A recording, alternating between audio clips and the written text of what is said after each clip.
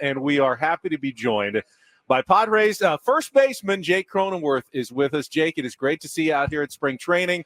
How you feeling? How's everything been so far? This is my con. Yeah, there we go. Now we're ready.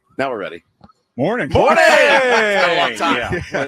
No, it's warm out this year, which is good. So nice. It's so nice. It was so cold and windy and yucky last year when we were out here. Well, for them too. You know, they had to. You guys had to go out and play in it, but nobody feels terribly. You know, for you guys, mostly us. They feel bad for us.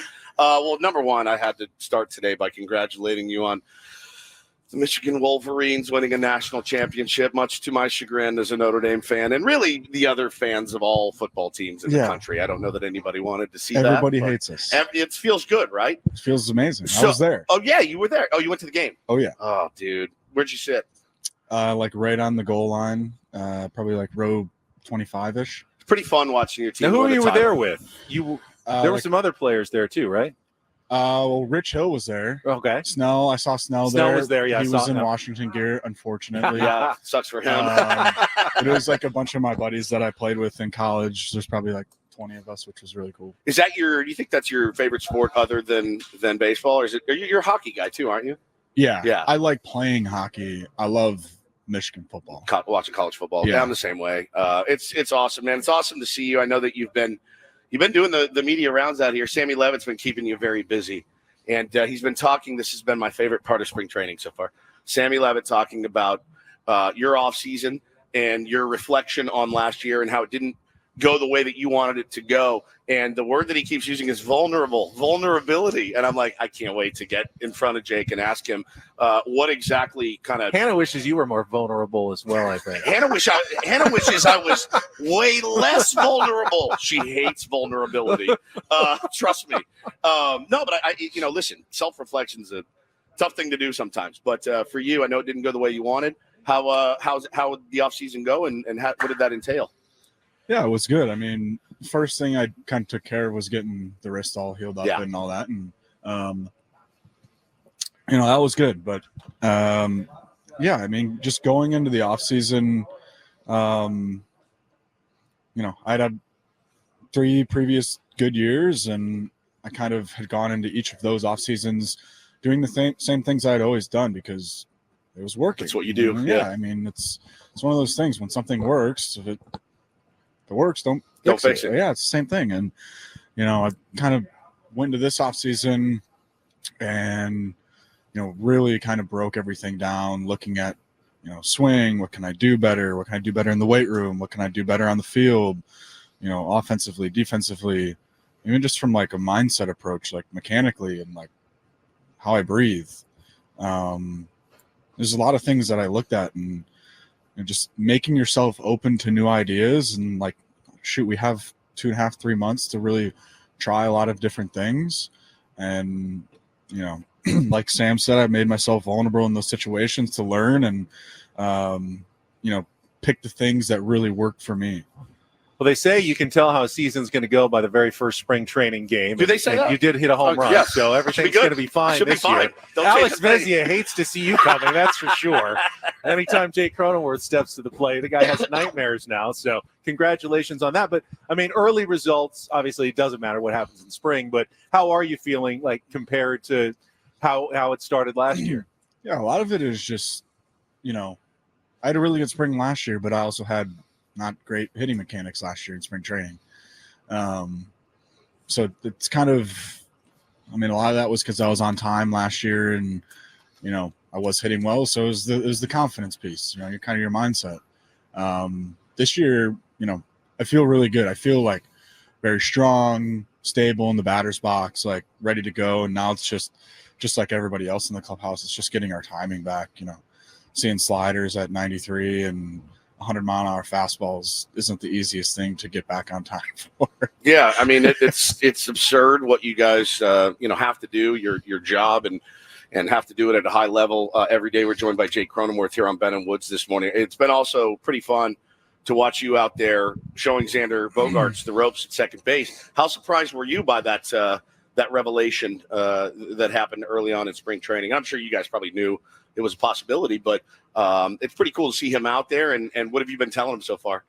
It's because it's different, right? Like, it's way different. I mean, every position has their own, as I've told you guys in the past, has their own like intricate details that not each other position has. And there's little things that you can do to make the position easier and make it a lot, I guess, easier on yourself to go out there and just say, I'm just going out there to play. And when this happens, I'm doing it. So that's kind of how I viewed second base and the way I looked at it, and just giving them little tips to make it easy, man, because this game's already as hard as it is. No doubt. And, you know, if he can have, you know, a couple different things for each time there's a different situation in the game, like, oh, this ball's here, like, this is where I'm going and this is what I'm doing, you know, just to make things easier on him. And you know, he's never played second base either. Which is crazy because, you know, the playing shortstop, you're coming towards first base. Everything, all your momentum is going that way, and that's what you want. Second base, you're stopping sometimes. You got to stop, reload, throw the ball there. You got to get it there accurately. Guys burning down the line. You know, can't really – nobody's going to try to take you out anymore, but they're bearing down on you pretty good, which is – you can see them bearing down on you from shortstop. Yeah. It's a whole different ball game. How's he done so far? He's done great. I mean, shoot, it's only been – I don't even know what day it is today, but – today is Monday. Monday. Yeah. It's been probably, what, a week? Yeah. No, he's doing great. I mean, he's an athlete. He's an athlete. He's a baseball player. Obviously, he's a shortstop. You know, we have 4 shortstops on the infield, and it seems like each guy has gone to a new position and done fairly well. Yeah. Yeah, it's just learning. Like, you know, it's no matter what point you're at in your career, there's always something new you can learn in baseball.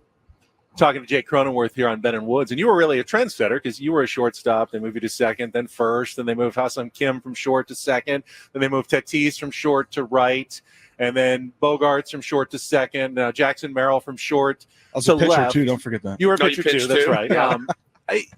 Is a position change? Some organizations will say, "Hey, we don't want to move anybody off their position." Padres have been pretty open with it. As a professional, as a big leaguer, do you feel like it's okay to be making position change? I mean, Tatis handled it really well. Jackson seems to be doing pretty well so far. Yeah, I think a lot of it is just knowing that it's happening, so you can prepare for the season. You know, it's whatever line of work you're in. If you know something's coming and you can prepare for it, it's going to be a lot easier to do. That's kind of how I view it.